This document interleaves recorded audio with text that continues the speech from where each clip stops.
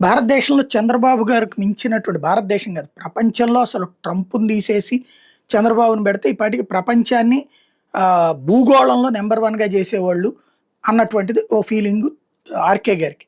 అట్లాగే భారతదేశ ప్రధానమంత్రిగా చంద్రబాబు గారిని పెడితే ఈ పాటికి దేశమంతా కూడా అమెరికాని దాటిపోయి నంబర్ 1గా వెళ్ళిపోయేది అనేటటువంటిది ఆయన నమ్మకం.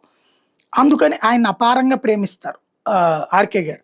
అదే సందర్భంలో ఆయన్ని కూడా దెబ్బ కొట్టగలిగి ఒకప్పుడు ప్రధాన ప్రతిపక్ష నాయకుడిగా, ఒకప్పుడు ముఖ్యమంత్రిగా ఆయన 23 స్థానాలకు పరిమితం చేసిన జగన్ అంటే విపరీతమైన ద్వేషం ఉంది.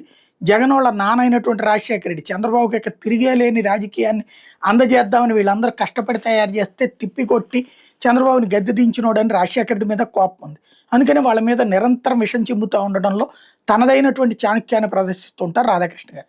నిన్న ప్రవీణ్ ప్రకాష్ సంబంధించిన ఇంటర్వ్యూలో ప్రవీణ్ ప్రకాష్ గారిని అడిగింది అదే సందర్భంలో ఆయన మాట్లాడింది ఇప్పుడు పెద్ద ఎత్తున చర్చకు వస్తున్నటువంటి అంశం అదే. ఏంటయ్యా అంటే జగన్‌కి హిందీ రాదు కదా, మీతో ఎట్లా మాట్లాడేవాడు? ఇది రాధాకృష్ణ గారు మొన్న అక్టోబర్ 12 దాంట్లో అడిగింది.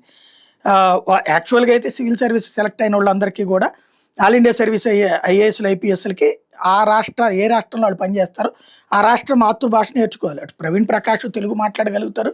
అదే సందర్భంలో ఈ అర్థం చేసుకోవడం సాధ్యమవుతుంది. ఇంకోటి జగన్‌కి ఇంగ్లీష్ రాదని చెప్పే ప్రయత్నం, హిందీ రాదని చెప్పే ప్రయత్నం ఆయన చేసుకొచ్చింది. దాన్ని ప్రవీణ్ ప్రకాష్ చెప్పాడు. ఆయనకి తెలుగు వచ్చు. అట్లాగే చంద్రబాబు గారికి అంటే జగన్ ఇంగ్లీష్‌లో బాగా మాట్లాడతారు. కాబట్టి తెలుగు, ఇంగ్లీష్‌లో మాట్లాడతారు ఆయన. ఇది ప్రవీణ్ ప్రకాష్ చెప్పినటువంటిది. మరి అది ఓకే. జగన్‌కి హిందీ రాదనుకో. మరి చంద్రబాబు గారికి హిందీ వచ్చా? లోకేష్ గారికి వచ్చా? పవన్ కళ్యాణ్ గారికి వచ్చా? నామకే వస్తది. వాళ్ళకి నామకే వస్తది అతనికి కూడా. బట్ ఇక్కడ ఏంటంటే మన వాళ్ళు అద్భుతమైన తెలివైనోళ్ళు, ఎదురోళ్ళందరూ చేతకానోళ్ళని చూపించాలి. ఇదివరకు నరేంద్ర మోడీని కూడా ఇట్లాగే అవమానించారు.